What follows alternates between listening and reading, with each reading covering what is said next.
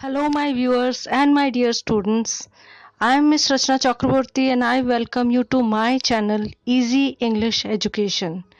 And the main motive of my channel is to explain the chapters of classes 10 to 12 English in a very easy manner. So today I have taken from class 10th book First Flight, and the poem that I will be explaining, A Tiger in the Zoo. Very easy poem, and you will be able to understand it very easily. Now first look at these two pictures. The first picture, the tiger is freely roaming in a forest. But the second picture, the tiger is not at all free.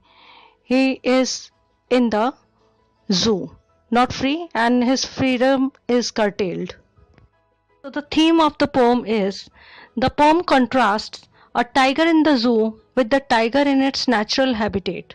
The poem moves from the zoo to the jungle and back again to the zoo. The poet wants to depict the difference between the two environments, means how does the tiger feel. Look at the first stanza. He stalks in his vivid stripes, the few steps of his cage on pads of velvet quiet, in his quiet rage. Stalks means to walk slowly, and rage means anger. So here the poet says that the tiger that is confined in the zoo moves around in the cage under his bright color. He, he further says that tiger can only take a few steps because the cage is small and it's not easy to move in it. One cannot hear his footsteps because he has very soft feet like velvet, because of which there is no sound in the tiger's footsteps. The tiger tries to control his anger by quietly walking in the limited area of his cage. He is angry because he is not free. So his anger is suppressed.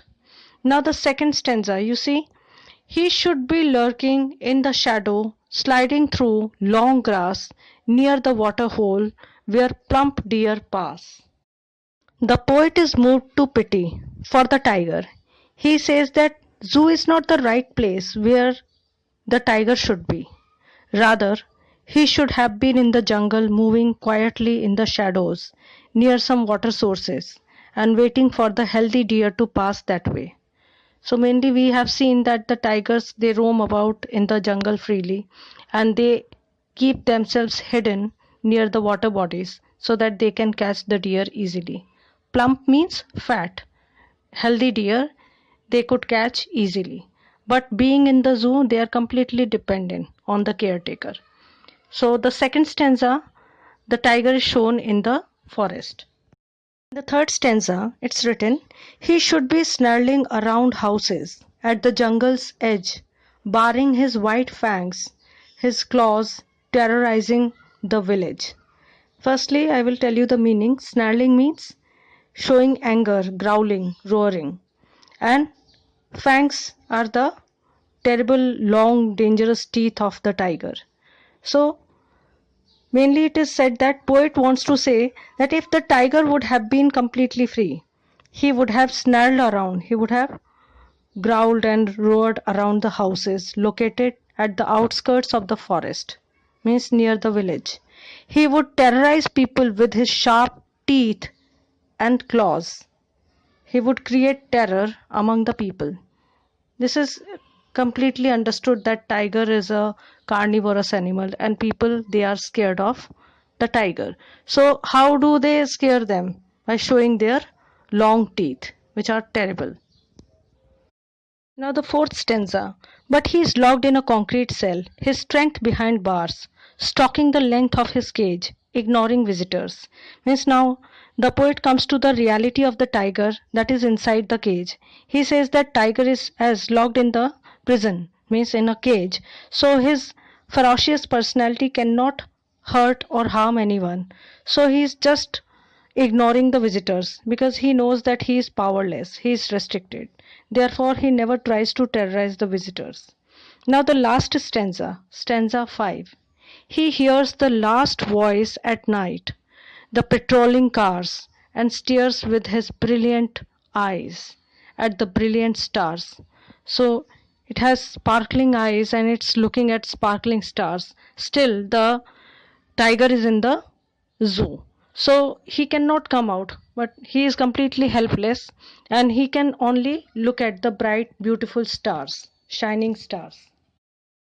He has beautiful bright eyes and he is looking at the bright stars with his dazzling eyes.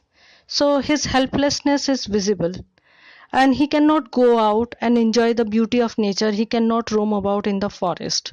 So the helplessness of tiger is shown very beautifully. When the tiger is in the forest, he is very happy and free.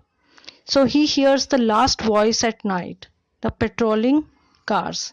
There are some people, those who are moving from there, the cars of the police, and he can only hear their sound, but he cannot do anything. So he just doesn't do anything. He keeps looking at the beautiful stars. Now we have come to the conclusion that the tiger's freedom is curtailed. So he is not happy. Now come to the rhyme scheme of the poem. The first stanza: stripes, cage, quiet, rage. These are the ending words. So stripes A, cage B, quiet, it's not matching with anyone, so it's C, but rage is matching with cage, so it will be B. So the rhyme scheme will be A, B, C, B. So the same way in the other stanzas also it's same. I'm sure I have explained it properly. Still there is anything left, please write in the comment box. Thanks and keep watching. Thank you so much.